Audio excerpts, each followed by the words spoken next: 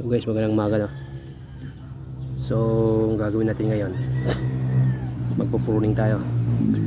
Magwa-wire pruning tayo kasi nasa 21 days na yung tabong ko. Ayaw ko munang pabungahin kasi masyado pang mababa. Medyo mataba yung lupa. Maraming side shoot. Maraming sucker. So ang gagawin natin, magwa-wire pruning tayo. So papakita ko lang sa inyo paano yung ginagawa kong wire pruning. So sa kabilang area ko, walang wire pruning doon. Kaya napag-isipan ko na dito sa isang area ko magwa-wire pruning ako kasi yung benepisyo ng wire pruning, makakapenetrate ng maayos yung medisina, lalo na dito sa may ilalim kasi yung concentration nito sa ilalim walang side shooter. So sa Y na first Y doon ang mag-uumpisa. So papakita ko sa inyo ito yan, tinatanggal yan. Ito yan, side shoot yan. Yan, tinatanggal yan, side shoot, tinatanggal yan. Yung maliliit na dahon, tinatanggal yan. Yan, ito side shoot, tinatanggal yan. Wala pa side shoot, tinatanggal yan. Yung side shoot nga nito may bulaklak na eh. Yan, side shoot, tinatanggal yan. Yan, tinatanggal yan. Ito, tinatanggal to. Yan, tinatanggal yan. Yan, tinatanggal. So yan ang magiging Y nya. Yan. Yung may unang bulaklak. Ito yung magiging Y nya. Tataas to. Ito rin tataas to. Maghihiwalay sila dyan, magiging Y. So tatanggalin natin itong bulaklak na to. Yan, tatanggalin natin yan. Yan, tatanggalin natin. Yun. So biruin nyo. Yung natanggal na excuse me, yung natanggal na side shoot, so ang tataba at may bulaklak na pwede naman hindi mag-wire pruning, pwede naman mag-pruning. Nasa sa farmers ang gagawin niya. Kumbaga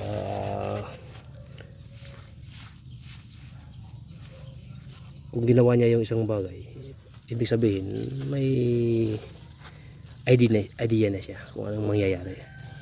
So malinis na yan. So yung mga yung mga dahon, yung malalaki, huwag mo nang tatanggalin yan, hindi kasama yan kasi tutulong pa yan. Tutulong niya yung niya, gilingan ng pagkain. So ito yung pangalawa. May side shoots. So yan, kasi pag may side shoots, papansin ko talagang pigil siyang tumaas kasi nakakain ng mga katabi niya, yung magiging sanga niya. Yan, tataba yung mga sanga niya. Yan. Kakainin ng mga sanga yung nutrients na nakukuha niya. Hindi siya ngayon makakapag-focus pataas. So ang tendency, mababa pa lang, namumunga na siya. Ang habol ko dito, di naman ako gaano nagmamadali. So hindi ko muna pabubungahin to kasi mababa, sasayad pa to. So ang gagawin ko ngayon, tatangkarin ko muna konti, tsaka dapat para sabay-sabay siya kasi itong area na to mas matanda ng isang linggo to kaysa kabilang area. So gusto ko makahabol yung kabila para kung mag-harvest sabay-sabay, medyo marami.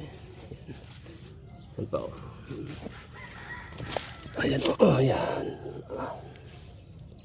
yan, side shoot yan. Yun, tatanggal yan.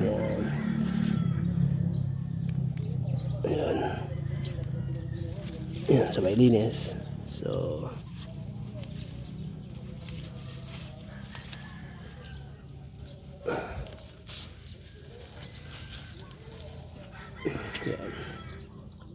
Ayan. So marami pa talaga guys. So yan. Yan, may nagawa na ako dyan kahapon. Oh. Yan. Titirahin ko yan dyan. Ito doon. Yung kasama ko doon nagpapausok. Ipapruning ko na yan. Kasi ano na yan. So,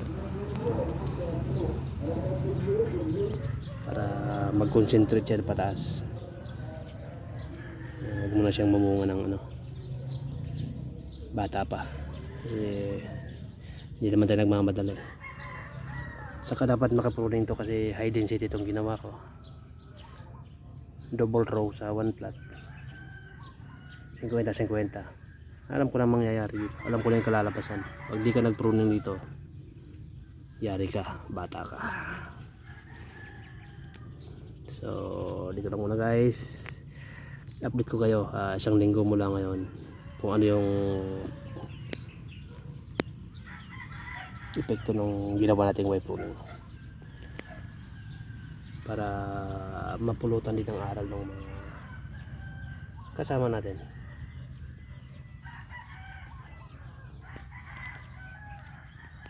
Yun lang at magandang umaga.